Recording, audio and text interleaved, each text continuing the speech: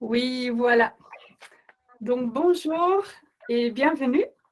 Bienvenue à ce webinaire sur le thème séparation parentale, comment maintenir le bien-être des enfants malgré ce contexte déstabilisant et douloureux. Je suis Maya Deleu, je suis coach parental. Donc, j'accompagne les parents qui ont des difficultés liées à l'éducation de leurs enfants. Avant, j'étais enseignante éducation civique en Belgique, en Flandre, dans les écoles primaires et les collèges. Petite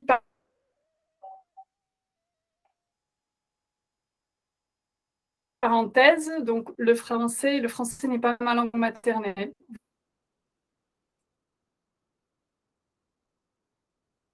Vous entendez mon accent. Alors, si parfois je construis mal une phrase, voilà, vous aurez compris pourquoi. Je fais encore quelques erreurs parfois. Bref, mais donc, je faisais ce métier d'enseignant éducation civique, j'aimais beaucoup ce métier, mais attirée par la nature et le beau temps, je me suis installée dans le sud de la France, ensemble avec mon conjoint, qui lui était éducateur spécialisé. Et donc, on s'est installé ici, alors c'était il y a longtemps. Un assistant familial accueille chez lui des enfants confiés à l'aide sociale à l'enfance. Donc, ça fait 15 ans que nous accueillons en permanence 6 enfants, des enfants qui restent quelques mois, plusieurs années. Donc, ce sont des enfants en souffrance qui présentent souvent aussi des troubles de comportement. Et nous avons aussi, nous, 2 enfants. Donc, ce qui veut dire que notre vie personnelle et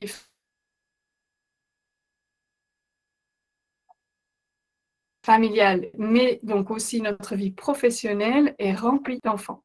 On peut dire qu'après toutes ces années, nous sommes devenus experts, en quelque sorte, dans le domaine de l'enfance en souffrance.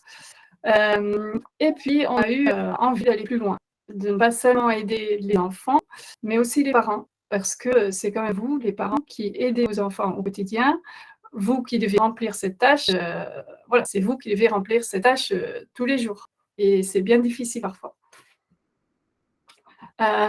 On s'est formé pour devenir coach et donc nous avons élaboré des programmes d'aide pour les parents en difficulté. Nous avons fondé SOS Parents in Distress. On peut aider des parents pour différentes problématiques, mais on se concentre surtout sur les parents séparés. Pourquoi? Parce qu'on a remarqué qu'il y a un réel besoin d'accompagnement pour les parents qui se séparent, mais aussi pour leurs enfants. La souffrance est importante, l'enjeu aussi, hein, l'avenir et le bien-être des enfants et de leurs parents. Alors qu'est-ce qu'on a fait? On a interviewé de nombreux parents séparés. On a donc aussi travaillé avec beaucoup d'enfants issus de familles brisées. On s'est documenté, des études ont été faites, donc on s'est vraiment plongé dans cette problématique particulièrement douloureuse. Et quand on a interviewé des parents qui étaient en train de se séparer, on a remarqué une chose importante, probablement le problème clé dans cette situation. C'est ça, je n'ai pas la tête à ça. Lors d'une séparation, les parents sont souvent bouleversés, émotifs. Ils ont plein de problèmes à régler, une tonne de choses à gérer et ils pensent, «Comment je peux encore, en plus et en premier m'occuper de l'impact de la séparation sur mes enfants? Ce n'est pas possible. Je ne suis pas prêt, pas maintenant». En plus, ils sont seuls maintenant, il n'y a plus le couple. Donc, dans un couple, on partage les tâches, on partage aussi les inquiétudes et les problèmes émotionnels. À présent, le parent est seul face à des multiples problèmes et tâches supplémentaires. Alors, mettre tout ça sur un deuxième plan pour s'occuper de l'impact de la séparation sur vos enfants est extrêmement difficile, voire même impossible pour pas mal de parents. Hem, Vous vous dites peut-être que, vous êtes en train de chercher une place à la crèche pour votre enfant, ou que, vous négociez vos horaires avec votre employeur. C'est bien de s'occuper de vos enfants. Là, vous vous occupez de vos enfants, c'est vrai. Mais vos enfants ont besoin de vous, de votre disponibilité. émotionnel. Ils ont besoin d'être rassurés en permanence. Ils ont besoin de passer des bons moments et de voir que leurs parents vont bien et arrivent à gérer. Alors, il faut savoir qu'une séparation est la deuxième plus grande source de stress dans une vie, selon des études, après le décès d'un enfant ou du conjoint. C'est donc énorme. Si vous pensez et dites que vous n'avez pas la tête à ça, que ce n'est pas le moment de faire ce gros travail maintenant, alors c'est tout à fait justifié et compréhensible. Mais le problème, c'est que vous n'avez pas le choix. Les parents ont la responsabilité d'aider leurs enfants à faire face à la séparation. Personne d'autre peut le faire, à votre place. C'est votre rôle de parent. Hem, alors, quand vous réfléchissez bien, vous vous posez la question: «Qui est-ce qui est le plus important pour vous? Qui aimez-vous plus que tout?» Je pense que ça va être vos enfants. Alors vous le faites pour eux, ils le méritent. Gardez cette idée en tête, ça aide. Voilà, et si vous n'y arrivez pas ou pas bien, sachez que vous pouvez chercher de l'aide. Par exemple, participer à ce webinaire ou visionner ce webinaire, c'est déjà un bon début. Voilà, je vais vous présenter le contenu de ce webinaire. De quoi est-ce que je vais parler? On va parler de qu'est-ce qu'une séparation parentale peut provoquer chez l'enfant. Il ne s'agit pas du tout de vous faire peur ou de vous faire culpabiliser, pas du tout. Il s'agit de vous montrer quelques points, sur lesquels on doit être vigilant. Il sera important de bien observer votre enfant pour ensuite pouvoir agir en fonction. L'annonce aux enfants. Comment annoncer le fait que vous allez vous séparer? L'annonce restera gravée dans la mémoire de votre enfant, car c'est l'annonce d'un gros changement dans sa vie. Il s'est construit sur ce plan familial, c'est sa sécurité de base et c'est ce plan de cette sécurité qui va, maintenant complètement, être bouleversé, enfin, va changer. J'aimerais aussi, vous donner quelques conseils de base, des choses qui sont bien à faire, des choses qu'il faudrait mieux éviter. On va parler de la coparentalité, comment arriver à communiquer entre parents. Parce que vous restez parents ensemble. Le couple amoureux n'existe plus, mais le couple parental reste, en tout cas dans l'idéal. L'enfant a besoin que ses 2 parents s'occupent de lui et qu'il y a donc une communication entre eux, autour de lui, si c'est possible. Alors parfois, il y a des situations où ce n'est pas possible, ni même souhaitable, par exemple un parent violent ou maltraitant, donc je ne vais pas traiter ce genre de situation ici, aujourd'hui. Puis j'aimerais vous présenter, le coaching, comment cela se passe au juste. On peut se faire aider, plusieurs possibilités existent, hein, il y a les psychologues, les médiateurs, les thérapeutes. En quoi il y a aussi votre avocat, bien sûr. En quoi notre coaching se différencie des autres aides possibles? Je vous expliquerai. Ensuite, il y aura l'interview, avec un avocat spécialisé. Donc, aujourd'hui, nous avons, maître Lado, Julie Lado qui nous a rejoints. Alors SOS Parents in Distress se met en lien avec des avocats qui partagent avec nous l'importance de chercher des solutions dans l'intérêt des enfants et donc automatiquement de toute la famille. Donc je suis ravie que maître Julie Lado a accepté de participer à ce webinaire. Elle est spécialisée dans ce domaine. Elle a une page sur son site qui est spécialement dédiée à l'intérêt de l'enfant.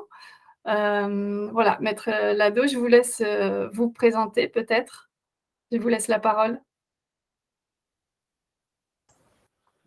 Oui, bonjour. Bonjour à tous, bonjour à toutes. Effectivement, je ne fais que du droit de la famille. Je m'occupe souvent de séparations difficiles et de par ma formation et mon histoire personnelle, je suis très sensible à l'intérêt des enfants et donc c'est vrai que je ne suis pas avocat d'enfants naturellement, on en parlera plus tard, mais en revanche, je prête très attention à la protection des enfants dans les dossiers, dont j'ai la charge.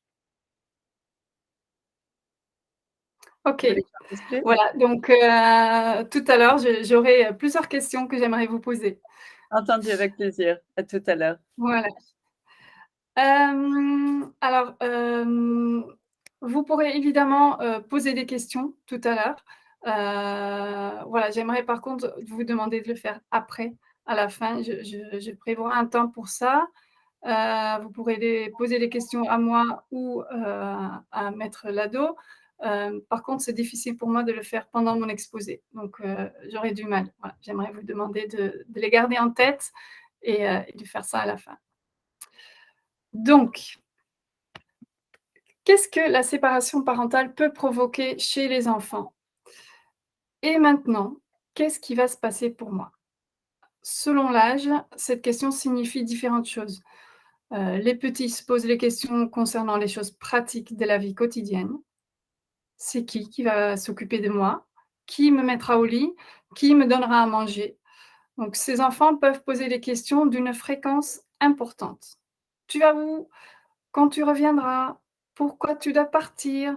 Et ceci pour chaque sortie de la maison, voire même juste, chaque sortie de la pièce. Les petits enfants peuvent craindre que vous risquiez de les oublier s'ils ne restent pas constamment près de vous, tout simplement. S'il y a un parent qui part, peut-être que l'autre parent aussi et je vais être seule. Donc c'est pas étonnant que les enfants s'inquiètent. Lorsque les parents n'expliquent pas clairement, en détail, avec des mots simples, ce qui va se passer pour eux, ils ont tendance à remplir ce vide par leurs propres craintes. Alors les enfants plus grands aussi se posent des questions, de ce genre, mais plutôt par rapport à l'organisation de leur vie. Heu, Qu'est-ce qui va changer dans ma vie? Est-ce que je vais devoir changer d'école?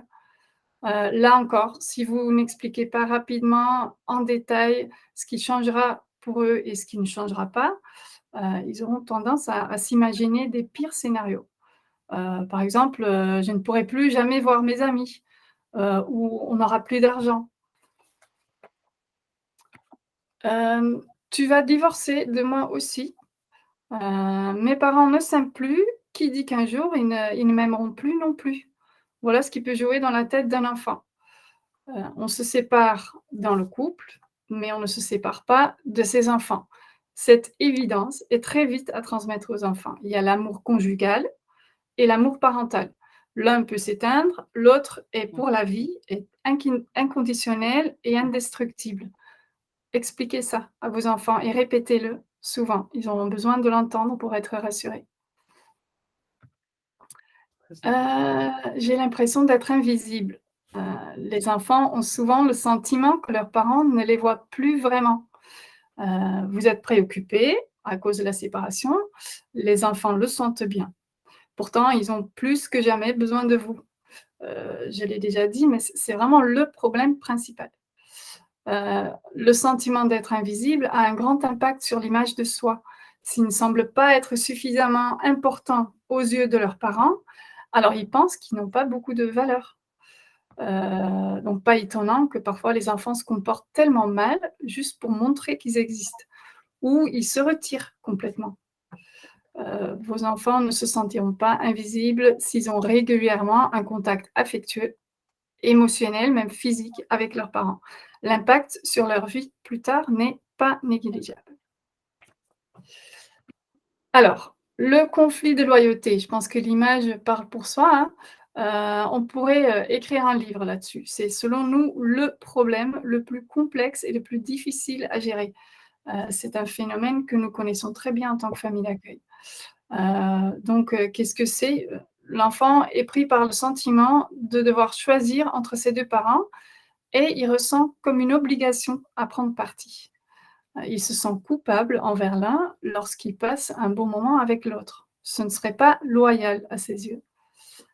Comment cela se manifeste? Par exemple, ils ont peur de raconter les bons moments passés chez leurs autres parents, où ils exagèrent certains faits positifs ou négatifs, voire même inventent des choses ou ils mentent. Ils peuvent aussi exprimer des choses désobligeantes sur l'ex-conjoint. Ils s'imaginent que le parent aime bien entendre dire du mal de l'autre.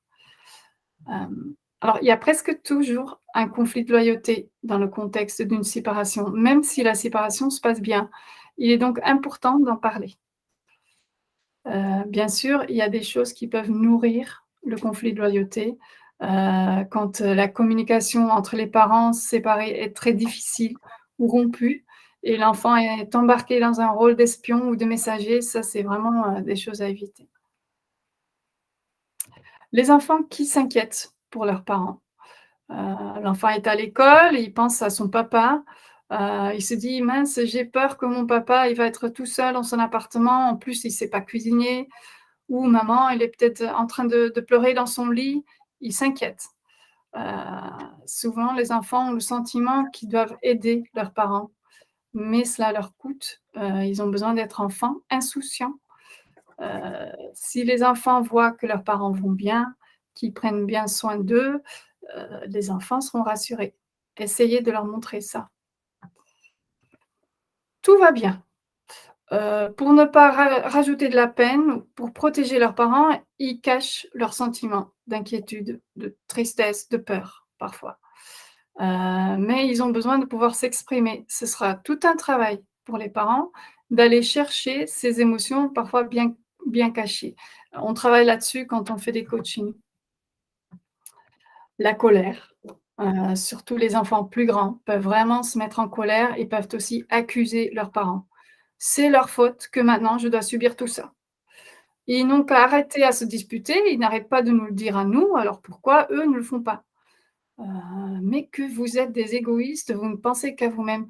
Voilà, ce sont des accusations, des mots très durs à entendre, mais cette colère montre en réalité qu'ils ont peur. Les changements leur donnent du stress. Tout est de ma faute. Les enfants, surtout les petits, ont souvent le sentiment qu'ils ont fait quelque chose de mal, qui a provoqué la séparation. Par exemple, c'est parce que, je me dispute trop avec mon frère, ça les énerve et maintenant voilà, ils vont se séparer. Heu, Ils entendent souvent leur nom aussi dans les disputes des parents. Alors forcément, selon eux, c'est de leur faute. Expliquez à vos enfants que vous vous disputez par rapport à eux, mais pas à cause d'eux. Et si vous vous disputez souvent par rapport à eux, c'est parce qu'ils sont très importants pour vous. C'est ce que vous avez de plus précieux. Expliquez-leur, ça leur fait du bien d'entendre ça. Les pensées magiques. Si je serais très sage, papa et maman resteront peut-être ensemble. Dans la grande majorité des cas, les enfants espèrent que leurs parents se réconcilient. Cet espoir peut durer des années. Parfois, les enfants essayent de faire en sorte que la famille se réunisse. Heu, il est important de faire comprendre aux enfants qu'ils n'ont pas d'influence. L'espoir persiste et lorsqu'un des 2 parents entame une nouvelle relation amoureuse, cela peut provoquer d'énormes colères ou de tristesse. Voilà quelques points, voilà, importants par rapport à l'impact, et par rapport à ce que ça peut provoquer, cette séparation chez les enfants. L'annonce, voilà une tâche difficile. Peut-être même la partie la plus difficile du processus de la séparation.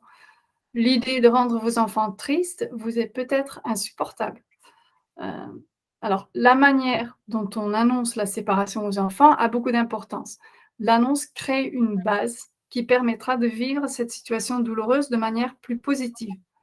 Lorsque l'annonce est faite avec de l'amertume et des accusations, ça crée des émotions négatives qui restent souvent là pendant des années.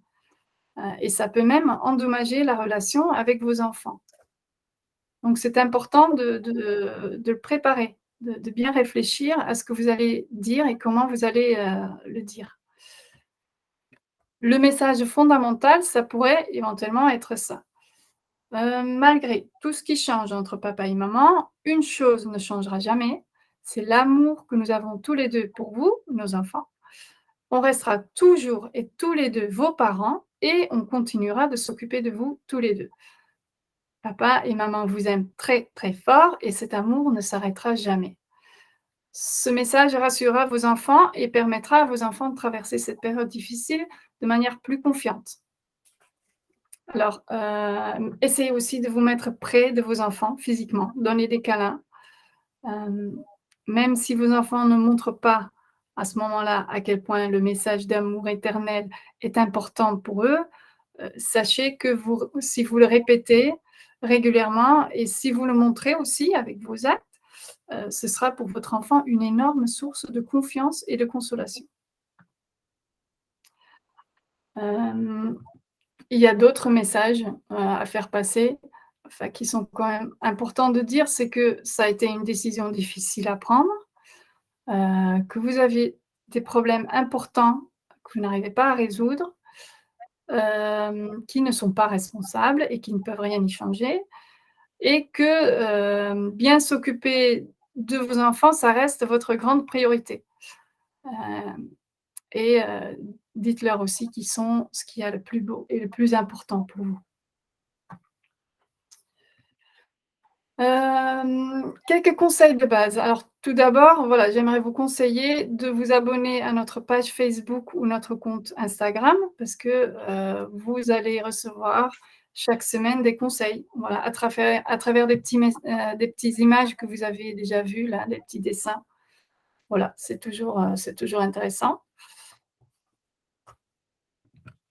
Le deuil de la séparation. Au moment de la séparation, vous êtes probablement dévasté par le chagrin, enfin, en tout cas, une séparation est rarement un événement joyeux. C'est ainsi. Ne le niez pas, essayez d'accueillir ces émotions tristes pour ensuite, petit à petit, la faire partir. Retenez que le temps adoucit tout. C'est pareil pour vos enfants. C'est une épreuve qui fait grandir et ils peuvent la transformer en force. Ne nourrissez pas non plus votre chagrin. Essayez d'être courageux. Ce qui aide beaucoup, c'est de savoir que vous avez une énorme responsabilité envers vos enfants. Donc vous devez être là pour eux et cette idée stimule et vous aide à trouver de la force. Avec du recul même, vous diriez probablement que c'est grâce à vos enfants, entre autres, que vous avez réussi à remonter la pente. Par exemple, si vous n'avez vraiment pas envie de rigoler, vous n'avez même pas envie de sortir de votre lit, essayez quand même de faire un jeu avec vos enfants. Vous allez voir, ça fait plaisir à vos enfants et ça va vous faire du bien à vous aussi. Mais il faut trouver la force de le faire. Je sais, c'est pas facile, mais cette idée peut aider. Ne voyez pas votre séparation comme un échec, mais plutôt comme une étape qui fait grandir, toute la famille. Les enfants sont des éponges, ils sont souvent très sensibles à vos pleurs. Alors, ce n'est pas grave qu'ils voient vos larmes, mais essayez de mettre des mots sur les mots. Expliquez à vos enfants ce qui vous rend triste et montrez que vous gardez le contrôle. Pleurer est un bon moyen d'évacuer, et c'est aussi une occasion de dire à vos enfants qu'eux aussi, ils ont le droit de pleurer. Et puis, libérez-vous de l'image de la famille parfaite. La séparation, c'est comme une mue, en fait. On abandonne la peau trop serrée pour en construire une à sa taille qui nous convienne vraiment. Il y a d'abord cette période fragile où on se sent nu, cette période douloureuse, mais on se sent mieux après. Concernant la relation parent-enfant, heu, écoutez vos enfants. Vous les connaissez mieux que personne, vous les comprenez bien en général, en temps normal. Mais dans le contexte d'une séparation, pour les enfants, plus rien n'est normal. Ils vivent une toute nouvelle situation. Parfois l'enfant doit encore apprendre à mettre les mots sur ce qu'il ressent, parfois les émotions ne sortent pas car ils sont figés. Parfois, ils ressentent bien ce que la séparation provoque chez eux, mais ils préfèrent ne pas le montrer pour ne pas faire du mal à leurs parents. C'est incroyable à quel point les enfants peuvent être solidaires. Donc écoutez et observez bien vos enfants. Allez chercher ces émotions, cachées parfois. Beaucoup de parents se sentent coupables. Ils ont échoué et leurs enfants doivent subir les conséquences. Mais vous savez bien que dans la vie, les choses ne se passent pas toujours comme on le voudrait, c'est ainsi. Alors inutile de se sentir coupable. Cependant, ce qui est très utile, c'est de travailler sur la manière dont se passait la séparation pour les enfants, dont se passe la séparation. Et même si, là encore, on ne maîtrise pas tout, il est important d'essayer de faire en sorte que cela se passe au mieux. Ne vous laissez pas embobiner. Ne tombez pas dans le piège. Vos enfants vont vous tester et chercher leur profit, c'est normal. N'achetez pas plein de choses, ne dites pas oui à tout pour combler cette culpabilité qui vous ronge. Vous ne leur rendez pas service, au contraire, ils risquent d'en souffrir. Concentrez-vous sur ce qui est vraiment important pour eux maintenant. Les écouter, les rassurer, consacrer du temps pour eux, rester en forme, par exemple. La coparentalité. Alors, réussir la coparentalité, ça vous demandera certainement beaucoup d'efforts et d'énergie, surtout au début. Il faudra surmonter les rancœurs, mais ça en vaut la peine. C'est du gagnant-gagnant pour les parents comme pour les enfants. Une règle primordiale à respecter par des parents séparés, ne pas dire du mal de son ex en présence de vos enfants. Et pourtant, c'est parfois tellement difficile. Après une rupture, vous voudrez peut-être accuser l'autre de tout ce qui ne va pas. Alors un conseil, si vous sentez monter l'envie forte de dire du mal de votre ex, pensez que c'est votre enfant que cela touche probablement le plus. Et vous ne voulez pas faire du mal à votre enfant. Peut-être à votre ex, mais pas à votre enfant. Il y a 2 personnes que vos enfants aiment le plus au monde et une de ces 2 personnes, c'est votre ex, probablement. Gardez ça en tête, ça peut aider. Concernant la communication avec l'autre parent, vous avez un travail à faire. Essayez de voir votre ex comme un collègue de travail. Vous travaillez sur un même projet, vos enfants. Et on ne choisit pas ses collègues, on fait avec. Là, c'est un peu pareil. Exprimez-vous d'une manière claire, non violente, non culpabilisante. Reformulez s'il faut. Recadrez la situation. Préparez-vous en amont si vous avez un sujet difficile à régler, éventuellement par écrit. Donc, lorsque vous parlez avec votre ex, au lieu de vous disputer et de vous emporter, organisez plutôt des réunions, un entretien. Allô? De manière formelle et correcte. Oui, bonjour Romain, vous allez bien? Euh, Je suis dans un webinaire, mais je ne parle pas tout de suite, donc vous avez quelques minutes si on ne sait pas trop. oui, Madame Lado, j'aimerais vous demander de couper votre micro. Alors là, je peux plus, c'est mon tour, je vous rappelle après. On vous entend. Pardon. Ok. Mieux vaut prévenir que guérir. L'idée est de travailler les points importants en amont. Les points importants par rapport à l'organisation de votre nouvelle vie, par rapport à vos enfants. Donc les trajets, les activités extrascolaires, les règles de vie que vous aimeriez maintenir, les achats, les voyages, les fêtes. Voilà, essayez de trouver un accord avant que les désaccords et les conflits prennent l'ampleur. Essayez de trouver des compromis. C'est un travail aussi qu'on fait lors du coaching parce que c'est bien plus facile à dire qu'à faire. Concernant la résidence des enfants, la garde des enfants, je vais en parler tout à l'heure avec Maître Lado, donc je ne vais pas développer beaucoup. Ce qui est essentiel, c'est de vous baser sur les besoins de vos enfants, de tester votre nouvelle organisation, la garde des enfants, et d'adapter en fonction. Évidemment, il est important de demander l'avis de vos enfants et essayer de visualiser le planning. Ça apporte une structure et ça rassure. Ça peut être un semainier avec des aimants qu'on accroche au frigo, un agenda partagé pour les plus grands. Pour les tout petits, ça peut être plutôt des petits gestes, des petits rituels. Ça rassure aussi et ça donne une structure. Posez-vous cette question-là. Est-ce que ce serait éventuellement possible de passer des moments avec les 2 parents? Souvent, les enfants rêvent de pouvoir faire des activités ou de passer des moments ensemble avec les 2 parents, surtout pendant la période de transition. On vous conseille de fournir un réel effort et de réfléchir à ce qui, pour vous, serait éventuellement possible. Ça peut être des petits moments au début, un apéro ensemble, juste rester un peu après avoir déposé les enfants. Ça peut être faire une petite balade, se rendre à la fête de l'école ensemble.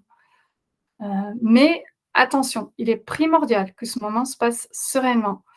Gâcher ce moment avec une dispute entre parents, ou des regards qui tuent ou des bouderies serait néfaste pour vos enfants. Si vous n'êtes pas capable, admettez-le, ce serait dommage, mais il faut assumer ses limites pour éviter une catastrophe. Mais si vous y arrivez, vous offrirez quelque chose d'important à vos enfants, un vrai cadeau.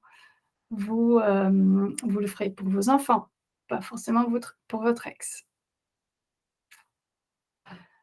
Votre entourage. Hem, on parle de la coparentalité, donc les 2 parents qui continuent de s'occuper de leurs enfants, mais votre entourage aussi a une influence non négligeable sur la manière dont vos enfants vont vivre la séparation. Ce qui est important, c'est donc d'informer vos amis, votre famille. Vous pouvez leur dire que vous fournissez un travail difficile avec votre ex, pour que la séparation se passe au mieux pour vos enfants et que vous avez besoin qu'ils vous soutiennent et qu'ils respectent vos règles. Par exemple, ne les autorisez pas à dire du mal de l'autre parent. Dites: «Stop». Je pense aux grands-parents, par exemple. C'est souvent difficile pour eux car ils voient souffrir leur fils ou leur fille et ils sont donc impactés, eux aussi. Est-ce qu'un divorce peut être réussi? Hem, alors les enfants peuvent bien supporter la séparation. L'enfant qui ne souffre pas trop de la séparation peut même voir les côtés positifs de la nouveauté. Je vais avoir 2 chambres, j'aurai un frère en plus. Donc oui, c'est tout à fait possible. Si l'ambiance est sereine, s'il y a une bonne communication entre les parents, et qu'ils restent parents tous les 2. Si l'enfant a un lien fort de qualité avec les 2 parents, si l'enfant sait que ses 2 parents l'aiment et l'aimeront toujours et si les parents tiennent compte de l'intérêt de leurs enfants. Vous pouvez donc réussir votre séparation, mais en même temps, vous allez aider votre enfant ou vos enfants à développer des compétences qui les permettent d'être plus solides et épanouis. Vous allez renforcer leur santé émotionnelle et sociale. Ils pourront en profiter pendant tout le reste de leur vie. Voilà, s'il y a quelque chose de positif qu'on peut avoir, grâce à une séparation, ça peut être ça. Je vous laisse prendre connaissance de cette liste de compétences. Mais voilà, si vous faites ce travail, si vous, voilà, si vous accompagnez vraiment vos enfants dans cette période difficile, voilà ce que ça peut apporter et vraiment c'est un cadeau pour le reste de leur vie. Il est plus facile de faire en sorte d'avoir des enfants forts, que de réparer des enfants brisés. Voilà, encore une phrase à retenir, ça peut vous stimuler. J'aimerais maintenant vous parler du coaching. Comment cela se passe au juste? Alors les infos que je viens de vous transmettre, il y en avait, que vous savez déjà, je pense. J'espère que vous avez aussi appris des choses. Mais donc savoir comment faire, OK. Mais il y a encore une différence entre savoir ce qui est bien de faire ou de ne pas faire et aussi y arriver. C'est beaucoup plus compliqué, surtout quotidiennement. C'est pour cette raison que nous proposons un coaching. Par exemple, tout le monde sait que, ce n'est pas bien pour vos enfants de dire du mal de l'autre parent et pourtant, il y a tellement de couples séparés qui le font. Ils le savent, mais ils le font quand même. Parfois, ce ne sont que des petites choses, mais qui ont quand même des conséquences importantes. Alors, on propose un coaching pour qui? Pour les parents qui savent que dans la pratique, ce sera très compliqué et qui risquent de ne pas y arriver sans aide. Pour les parents qui pensent que c'est surtout l'autre parent qui risque de ne pas y arriver. Pour les parents qui essayent depuis un certain temps de réussir une coparentalité, mais qui remarquent que, ça ne va pas bien. Et puis il y a aussi les parents qui ne vont pas bien, qui dépriment, qui ne trouvent pas l'énergie qu'il faut pour mettre en place cette coparentalité ou qui se sentent seuls ou débordés. Puis aussi, on peut aussi accompagner un seul parent. S'il n'arrive pas à motiver l'autre parent de faire un coaching, voilà, l'accompagnement sera différent, mais on sera évidemment aussi là pour le parent qui justement a le sentiment qu'il devra tout faire tout seul. Nous proposons d'être votre compagnon de route quelque part pendant une période. On s'installe sur votre épaule et on vous guide. C'est beaucoup plus complet que quelques séances chez un professionnel dans son cabinet et c'est souvent ce qu'il faut pour réussir. Après l'entretien dans le cabinet d'un coach ou d'un thérapeute, médiateur ou psychologue, après donc l'entretien, la porte se ferme jusqu'au prochain rendez-vous. Alors pas chez nous. Nous, on sera là avec vous tous les jours s'il faut. Virtuellement, vous l'aurez compris, mais on sera là. Et pas de rendez-vous dans un cabinet, mais tranquillement chez vous. C'est chez vous que les problèmes se présentent et que vous avez besoin de soutien. Donc c'est là, chez vous, que nous allons travailler ensemble. Notre objectif, c'est tout faire pour que vos enfants traversent cette période de séparation sans blessure. Et mieux encore, on vous aidera à faire en sorte que vos enfants soient plus solides, plus épanouis et que le lien parent-enfant soit riche. Alors, on va travailler sur quoi? Plusieurs recherches ont montré que 3 facteurs importants réduisent les risques et peuvent être contrôlés par les parents. Donc, c'est le degré et la durée des hostilités entre les parents, la qualité des pratiques parentales et la qualité de la relation parent-enfant. Ce sont donc les 3 points principaux du coaching. Tout commence par un premier entretien qu'on appelle état de lieu. Donc, avant même d'avoir décidé si oui ou non vous aimeriez vous faire aider, on peut faire cet entretien. On vous écoute, quelle est votre situation, puis on réfléchira de quelle manière on pourra vous aider. On s'adapte à chaque situation car elle est à chaque fois différente. On s'adapte à votre budget, votre disponibilité, vos besoins. La durée du coaching, l'intensité ou si oui ou non on accompagne aussi les enfants, ce sont des choses que vous déciderez après cet entretien état de lieu. Concrètement, le coaching comprend 3 piliers: soutien et écoute. Donc on sera pendant toute la durée du coaching joignable par téléphone. Nous répondrons dans les 24 heures. Vous ne serez plus seul, car nous savons qu'il y a des jours où ça va et il y a aussi des jours où ça ne va pas du tout et donc on sera là pour vous écouter et vous soutenir. On pourra vous aider à voir les choses différemment, pour mieux accepter, pour mieux réagir. Parce que la perception d'une situation, détermine en grande partie comment on vit avec une situation difficile. Je pense par exemple à une maman qui m'appelait, en pleurant. Elle venait de rentrer de la fête de l'école de son petit garçon. Elle a un petit garçon de 6 ans, donc elle est séparée, il y a une coparentalité. Le papa prend l'enfant des week-ends, mais il est très préoccupé par son travail. Et donc ils se sont rendus ensemble à la fête de l'école et ça s'est mal passé parce que, l'enfant ne regardait même pas sa maman. Il était tout le temps accroché aux jambes du papa. Ça a blessé cette maman parce qu'elle trouve que c'est surtout elle qui s'occupe de son enfant. Donc c'est injuste que voilà, que cet enfant montre ça parce que pour elle, son enfant montrait qu'il aimait plus son papa que sa maman.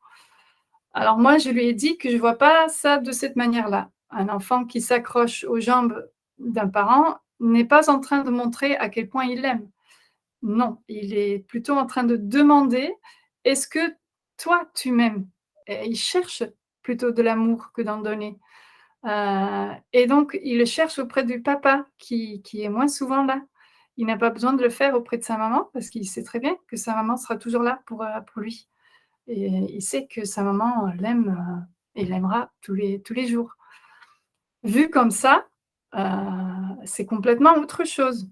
Cette maman était très en colère contre, son ex, même en colère contre son enfant et là, la colère, elle a baissé.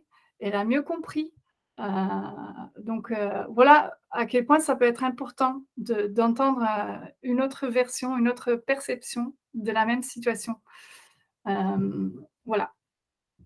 Alors mais on ne va pas uniquement vous soutenir et vous écouter, on va aussi, faire des actions. On va mettre en place des activités.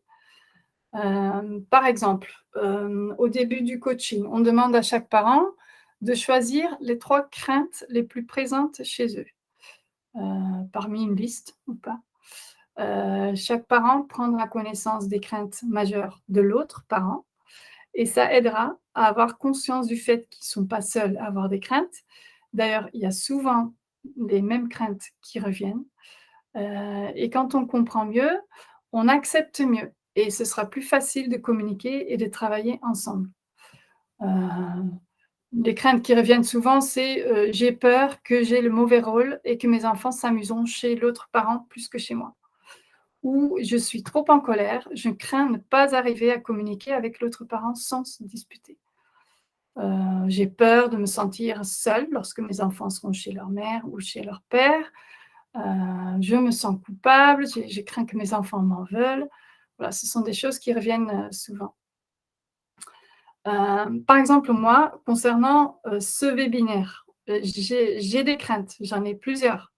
Par exemple, j'ai exprimé ma crainte au début de ce webinaire par rapport à mon français, car je sais que, de cette manière, je me libère un peu de cette crainte et de cette gêne et je sais aussi, si vous comprenez pourquoi je construis des phrases peut-être un peu bizarres parfois ou simples, vous allez moins me critiquer et être plutôt dans l'empathie.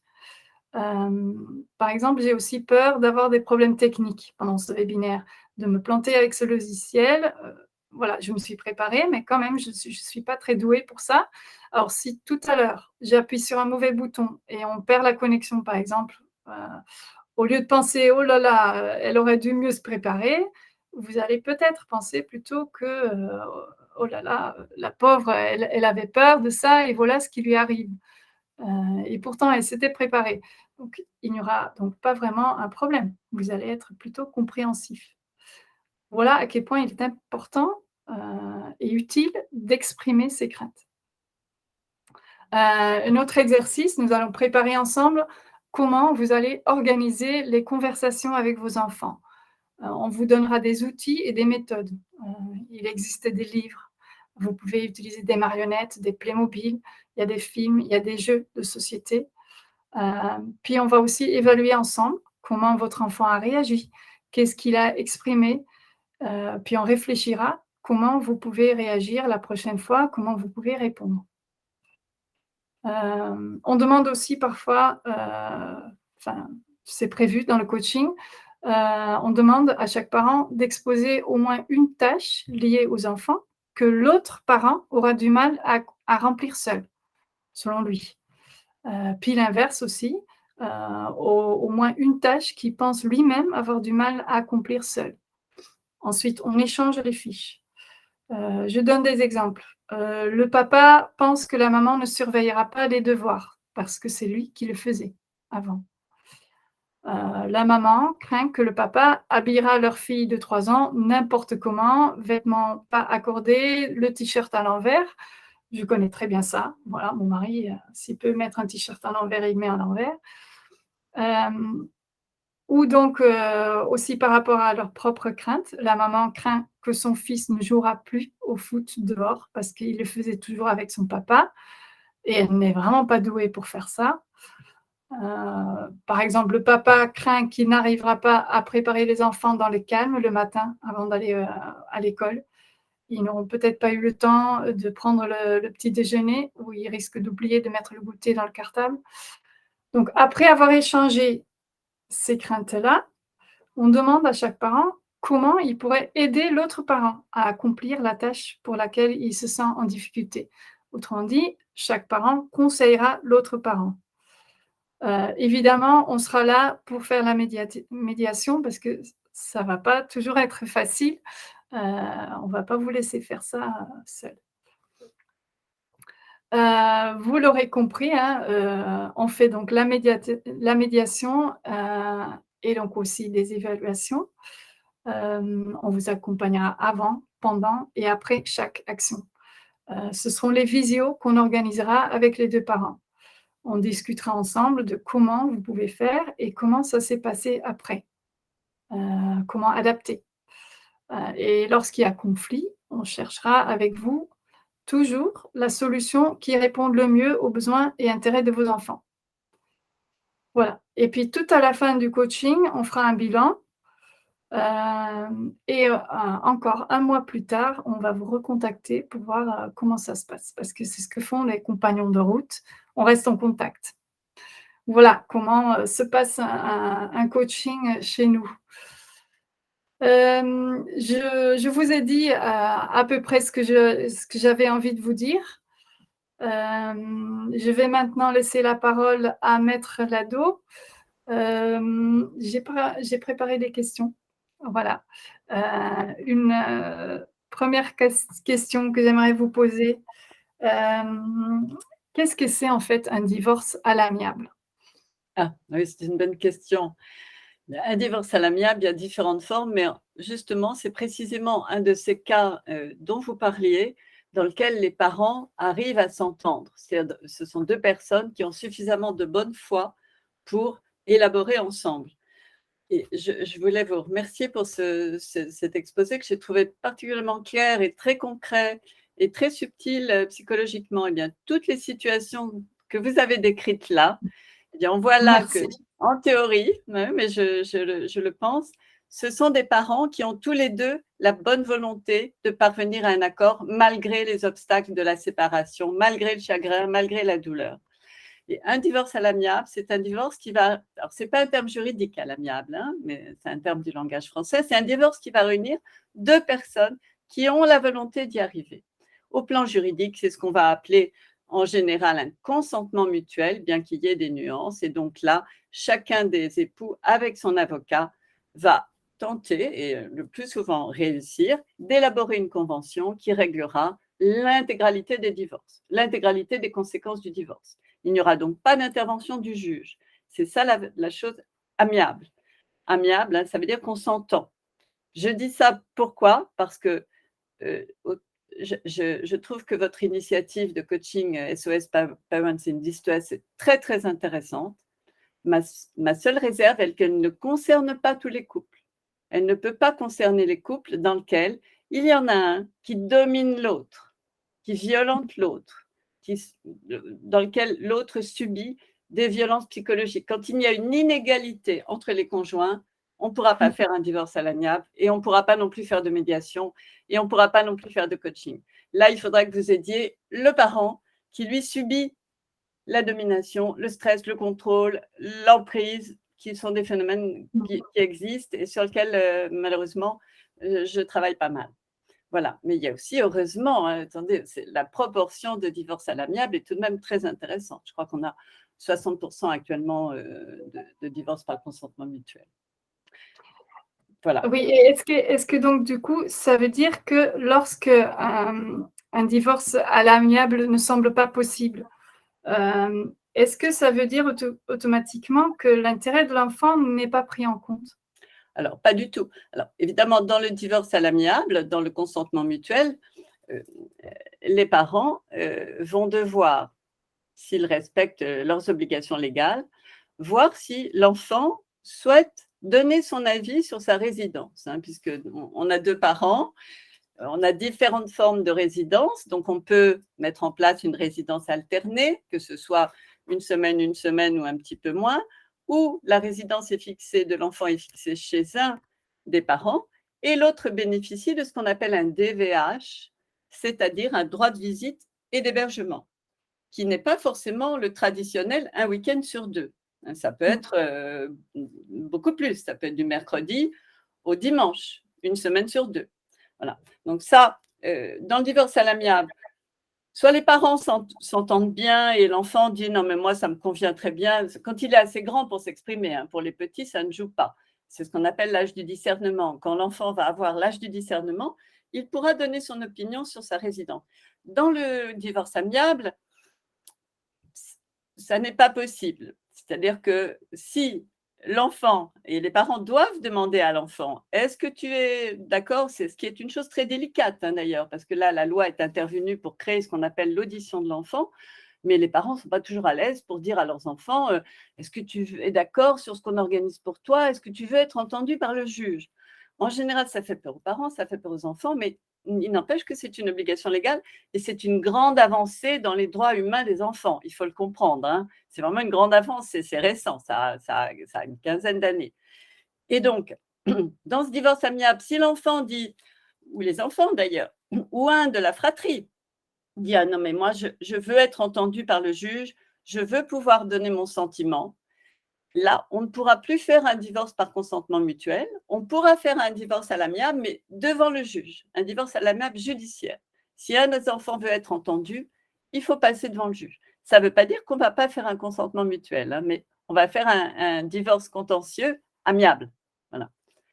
Et dans les autres cas de divorce, donc qui sont des divorces judiciaires, eh bien là, les parents ont l'obligation de demander à leur enfant s'il souhaite être entendu. D'ailleurs, dans le consentement mutuel, pour être sûr que les parents ont bien interrogé leurs enfants, l'enfant doit remplir une fiche en disant: «Non, je ne souhaite pas être entendu par le juge». Je vous donne les détails. Ça, c'est pas une obligation légale, mais ça, c'est une chose qui est difficile et que je ne fais pas toujours parce que c'est parfois extrêmement délicat de faire comprendre tout ça à l'enfant et de lui faire, dire oui ou non. Voilà, donc il faut temporiser, il faut mettre un petit peu de bon sens, parfois dans tout ça.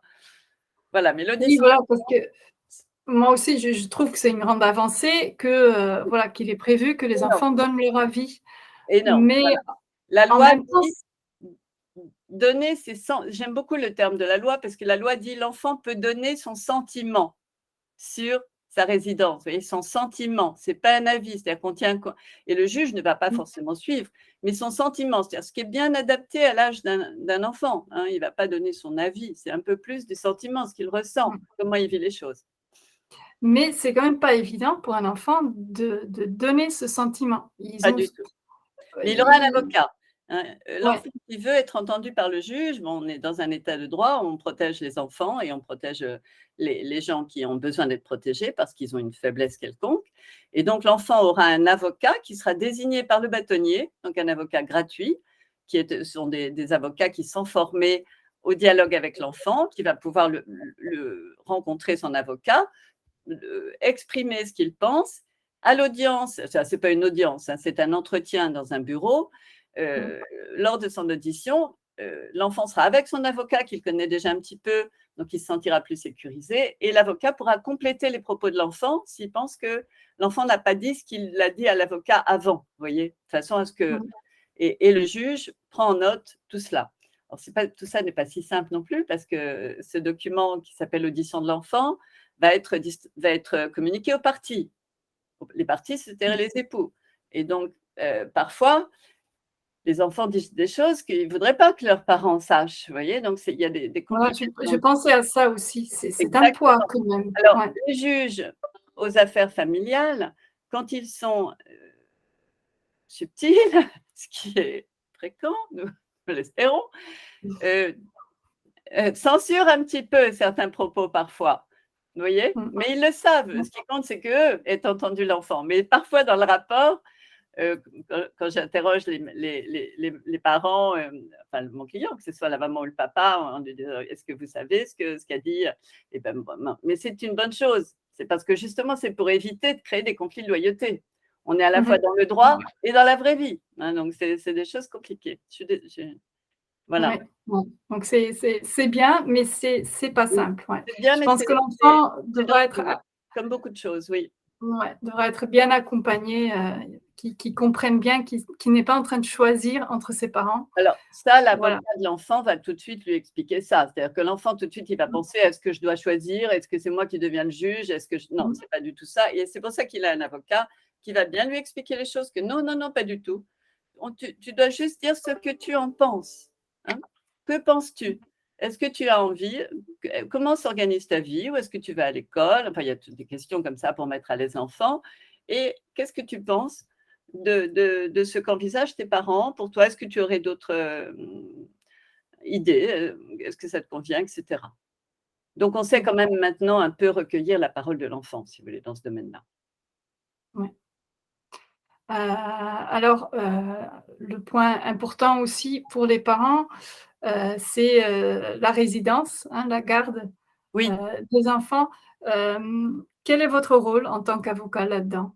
Comment ça se passe? Ah! Alors ça, c'est une, grosse question. Quel est notre rôle? Alors, notre rôle d'avocat, bon, chaque avocat est un peu différent, hein, chacun, bien sûr. Moi, ma conception du rôle, alors que je suis avocat d'un des parents, mais qu'il y a des enfants, c'est que moi, j'estime extrêmement important de défendre l'intérêt de l'enfant également. Je défends mon client, mais je défends également l'intérêt de l'enfant. Donc, quand je vois que certaines personnes dérogent par parce qu'ils suivent des motivations qui ne sont pas conformes à l'intérêt de leur enfant, parce qu'ils ont envie d'autre chose, parce que, ils suivent plus des motivations personnelles. J'essaie Ouais. tout de même d'œuvrer pour, qu'on revienne à tout ce que vous avez dit là, dont je suis absolument d'accord avec vous sur toutes ces questions de équilibre émotionnel de l'enfant qui est vital parce que c'est leur avenir. Donc, j'essaie de discuter avec les parents, de leur parler psychologie, de leur parler de choses comme vous dites vous, là aussi, peut-être pas aussi pratiques, mais de façon à et parfois, j'arrive maintenant, un parent qui n'en a rien à faire, vous voyez, moi, je c'est pas souvent de ce type de client que j'ai, mais un parent qui en a rien à faire de son enfant, ça existe aussi et là, on peut rien faire, hein. Ouais, mais souvent vous arrivez quand même à raisonner Oui. les parents? Oui, Mmh. absolument, parce que quand Mmh. on les absolument. Puis j'ai peu de cas, c'est plutôt souvent, heu, bon, bien sûr qu'il faut essayer non pas seulement les raisonner, mais leur expliquer aussi les choses comme vous faites là, c'est-à-dire expliquer le tort qu'ils font, s'ils, Mmh. disent vous savez, j'explique que chaque enfant a à l'intérieur de lui, dans son esprit, ce qu'on appelle l'imago paternel et maternel, c'est-à-dire l'image de sa maman et de son papa et que donc si un parent dit du mal de l'autre, en fait, il blesse son enfant. Si l'enfant assiste et Mmh. entend. Mmh. L'enfant est blessé parce qu'il y a atteinte justement à cette image interne de la maman, par exemple, si c'est la maman dont on dit du mal, et donc il agresse directement son enfant. Quand on explique ça aux gens qui sont de bonne volonté, ils comprennent en général et parfois ils changent leur pratique. C'est très Mmh. important. À quel point il est important, voilà, qu'un avocat prend ce rôle-là aussi, enfin moi je trouve. Absolument, Voilà. Mmh. absolument, mais en droit de la famille, on a des rôles extrêmement diversifiés. On ne fait pas que du droit, Ouais. bien sûr. Mmh. Moi, je trouve ça Mmh très mh. important. On fait aussi du soutien d'ailleurs, hein. Oui. De nos clients. Oui, voilà. Vous êtes, une personne très importante dans l'accompagnement. Voilà. Absolument, Mmh. absolument, Mmh. absolument. Voilà. Que ce soit évidemment l'accompagnement juridique, évidemment les décisions, les écritures et tout cela, mais il y a aussi le soutien quotidien quand c'est très agressif et puis cette question des enfants qui est fondamentale, sur lequel parfois les gens, sont un petit peu perdus et bien sûr on leur donne, enfin moi en tout cas c'est une part importante. D'ailleurs, j'ai mis sur mon site, une bannière qui dit, «Les enfants ne devraient jamais souffrir des problèmes des grands» et c'est ce Mmh. que je pense, hein. Oui. Jamais, jamais c'est beaucoup, mais le moins possible en tout cas. Voilà, le moins possible. Voilà. Voilà. C'est pour ce voilà, Bon, c'est le point sur lequel, oui, il y a un travail à faire et que nous on aimerait aider. Voilà. exactement. Bon, très bien. Fallait je Voilà, c'est ce que j'avais envie de vous poser comme question. Je Parfait, pense que c'est l'essentiel et je pense qu'effectivement on se rejoint, sur beaucoup de points. Donc voilà, je suis ravie, tout à qu'il y ait fait. des avocats comme vous qui voilà, qui Et prenaient voilà, vous prenez ce rôle d'expliquer et d'aller très, plus loin que juste, très défendre au votre sérieux, client. très au Voilà. sérieux. Je me sens une responsabilité en tant qu'avocat, sur ce sujet. Absolument, Voilà. absolument.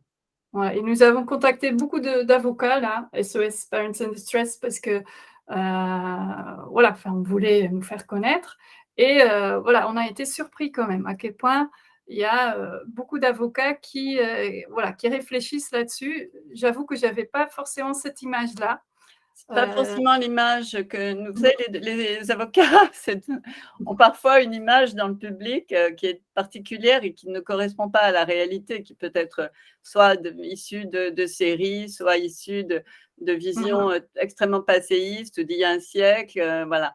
Entre-temps, la profession a beaucoup évolué, on s'est Ouais, complètement ouais, diversifié. Et, donc, c'est bien ouais. Ouais, voilà. heureusement, mais j'avoue, voilà, voilà, j'ai appris, Ceci des dit, choses je vois très aussi, moi, dans mes positives. dossiers, j'ai beaucoup de dossiers compliqués, je vois aussi, pardon, il faut le dire, hein, des avocats qui n'en ont rien à faire de l'intérêt des enfants. Rien à faire. Ils vous expliquent ce que veut leur client et rien d'autre. Et là, Mmh, c'est terrible, parce que moi, ça me fait du mal, hein. Ça existe mmh, aussi, il ne faut pas non plus, on ne va pas, ouais. faire de Donc le l'angélisme. choix de l'avocat est C'est important. très Ouais, important en matière de divorce, c'est fondamental. C'est ouais, vraiment, évidemment, évidemment. voilà. En tout cas, c'est très, très OK. intéressant. Bon, ben, je vous remercie Et beaucoup. moi également, Maya. Voilà, Très intéressant, très belle initiative. merci et on reste en contact. Voilà, Absolument. au revoir. Au revoir à tous. Au revoir. Au revoir.